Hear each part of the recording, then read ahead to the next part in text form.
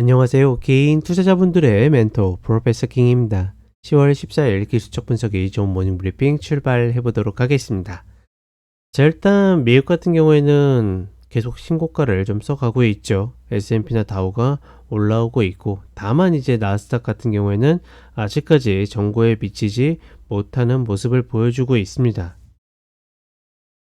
그렇기 때문에 어떻게 보면 우리 시장에 가장 영향을 많이 미치는 나스닥이 결국은 다른 지수들 따라서 신고가를 갈 수 있을까 없을까가 굉장히 큰 관심이라고 생각을 하는데, 지금까지 흐름으로 보게 되면 기술적으로나 기본적으로나 신고가를 아직까지는 가기 어렵다라고 판단하고 있습니다. 특히나 이전 흐름이 워낙 강했었던 슈팅 중에 하나였었기 때문에 저 자리를 다시 넘어간다라는 것은 결국은 쌍봉이 될 확률이 높다라는 건데, 그마저도 힘 있는 쌍봉을 만들려고 그러면 어떤 주변 환경이 좀 받쳐줘야 되는데, 지금 흐름에서는 그런 것들이 좀 잘 받쳐지지 않는다라고 보고 있고, 다만 예를 들어서 이제 뭐 한 달여 남은 미국 대선이라든지 아니면 지금 이스라엘 분쟁이라든지 그다음에 뭐 아직까지도 진행되고 있는 러시아 우크라이나 전쟁이라든지,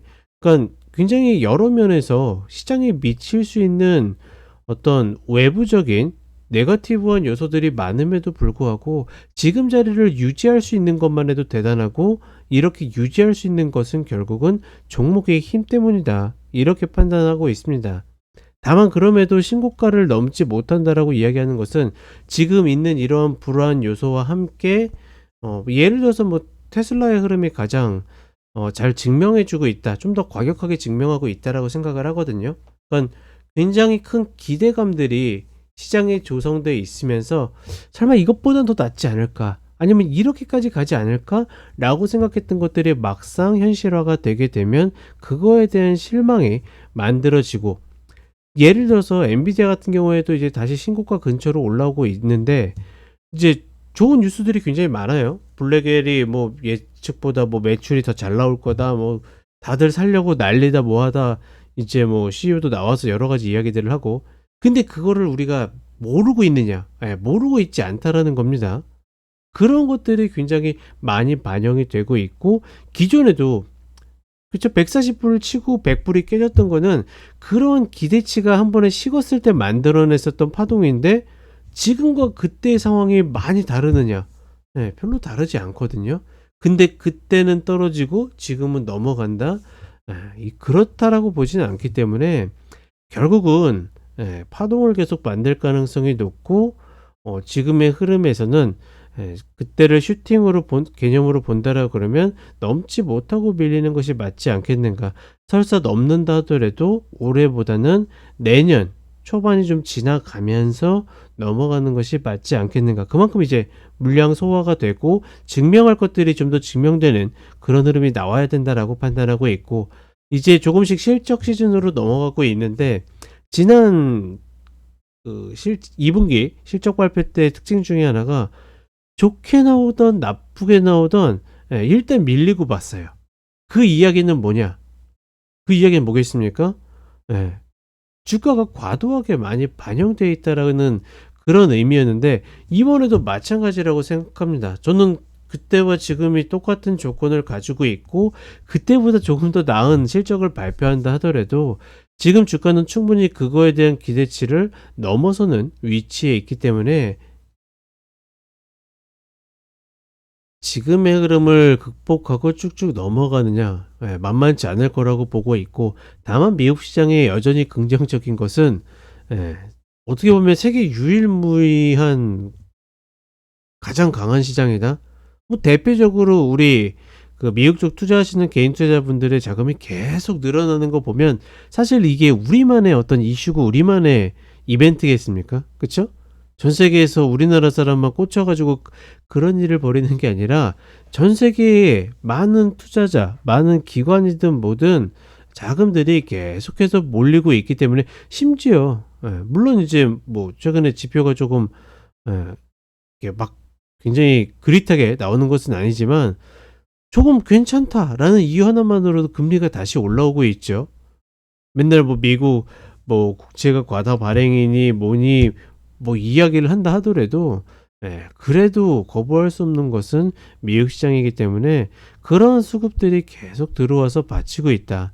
다만 계속 영원히 들어오는 게 아니기 때문에 반드시 사이클은 만들어질 거다 이렇게 보고 있고, 과연 이제 지난번처럼 어떤 핑계를 댈 것인지가 관건이고, 사실 시장에서는 여러 핑계들이 남아있다. 대표적으로 저는 어찌되었거나 지금 이스라엘 분쟁을 넘어 전쟁으로 바뀌느냐 마느냐, 그런 양상이 벌어지는 어떤 기로에 있다라고 보고 있고,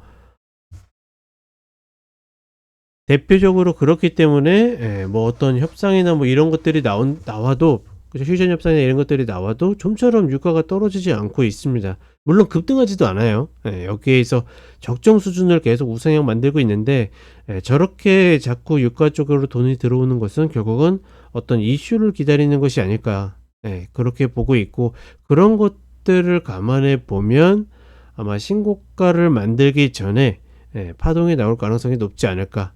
그렇기 때문에 지금 미국 시장은 호재가 없는 호재 같은 느낌이에요. 그러니까 뭐냐면 지표 같은 것들도 이거 좀 이상한데 좀 별론데라고 해도 괜찮아 하면 올라가고 괜찮아 하면 올라가고, 그러니 하물며 지금 나스닥 같은 경우에는 매수 세력이 들어와 가지고 대놓고 시장을 계속 들어올리고 있죠. 그런 것들을 보게 되면 일단은 제가 봤을 때는 신고가를 넘어가는 걸 기대하고서 진입을 하는 것보다는 천천히 봐도 괜찮지 않겠는가라고 판단을 하고 있고, 그러면 매도를 봐도 돼요라고 하시는 분들은 가능은 하다라고 보지만 가장 확실한 패턴이 좋죠. 쌍봉 패턴이 명확하게 나오면 그때 들어가는 것이 좋고, 지금은 모아가는, 그렇죠? 그런 수준의 흐름으로 가야 된다라고 판단하고 있습니다. 모처럼 미국 시장에 대해서 조금 진하게 이야기 드렸고, 한국 시장은 사실 그렇게 이야기할 것들이 별로 없습니다.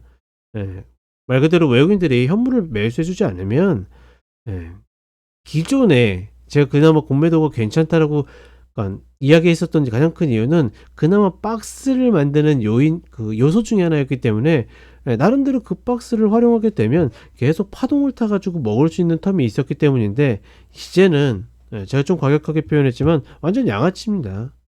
시세를 거의 조작하는 수준으로 계속 저런 식으로 들어와 있고, 최근에 신한투자에서 그 LP 과다로 간 그 포지션 매매로 1,400억인가 사고를 냈죠. 저는 여기에서 너무 명확하게 드러나는 것이, 우리나라 지금 최근 LP들의 가장 활발한 게 한국하고 신한이잖아요. 특히나 뭐 2차전지만 봐도 공매도 쪽으로 해가지고 들어오는 것들이 눈에 띄게 보이고, 그런 흐름들이 결국은 사고로 이어졌다라고 봅니다.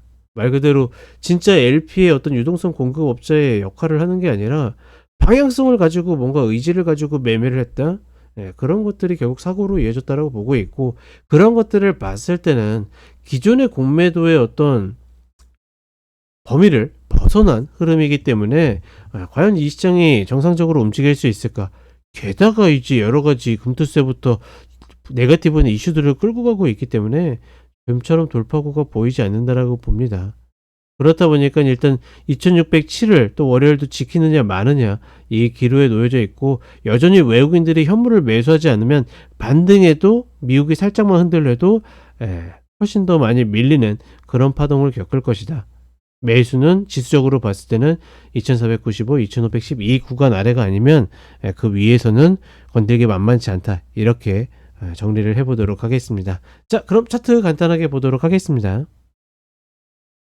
자, 미국 선물 오늘은 이게 30분 봉이 아니라 3분 봉인데, 왜 3분 봉을 보여드리냐면 지표가 나왔어요.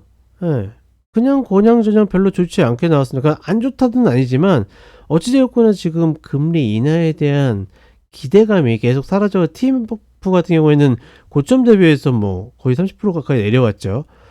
그런 식으로 좋지 않았는데 매수 세력이 개입해가지고 들어 올립니다. 밀러 내릴 때마다 들어 올리고 나서 꼭 종가 권리를 위로 상방으로 마무리한 다음에 본인들은 이렇게 막판에 정리하고 빠져나갑니다.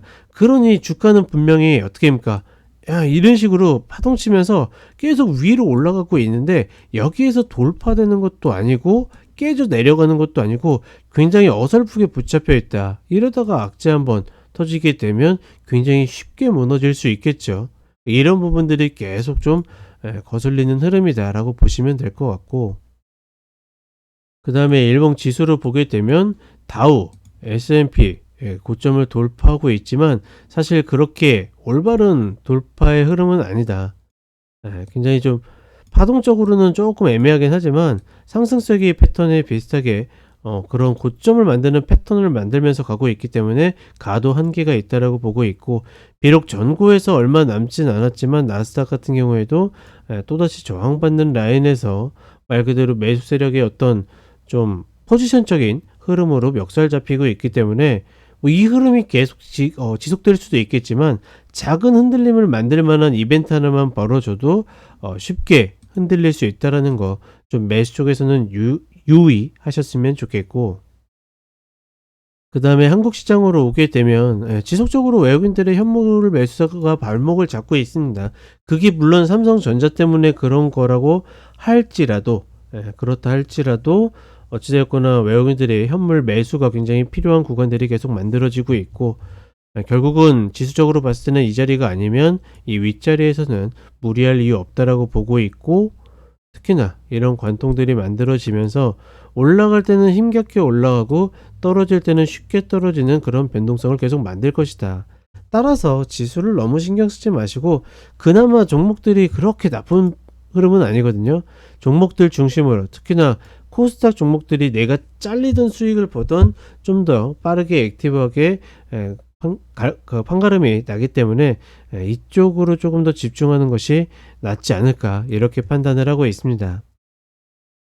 자, 이렇게 이야기 드렸고, 10월 초반에 휴일과 뭐 징검다리 연휴 등 굉장히 좀 어떻게 보면 어수선한 흐름이었죠. 지금부터는 이제 우리 크리스마스 성탄절까지는 풀 스트레이트로 쭉 가기 때문에 시장이 조금 더 연속성이 있을 거라고 보고 있고, 이 흐름에서 어찌됐거나 또 뭐 공매도 제도 개편이라든지 이런 것들이 또 이슈가 있기 때문에 조금이라도 개인 투자자분들에게 좀 올바른 방향으로 이슈가 만들어지면서 지수는 상관없습니다. 지수는 상관없고 우리 개인 투자자분들이 갖고 있는 종목들이 조금 더 나아지는 흐름 좀 기대를 해보도록 하겠습니다. 자, 저는 런치박스 때 다시 찾아뵙도록 하겠습니다.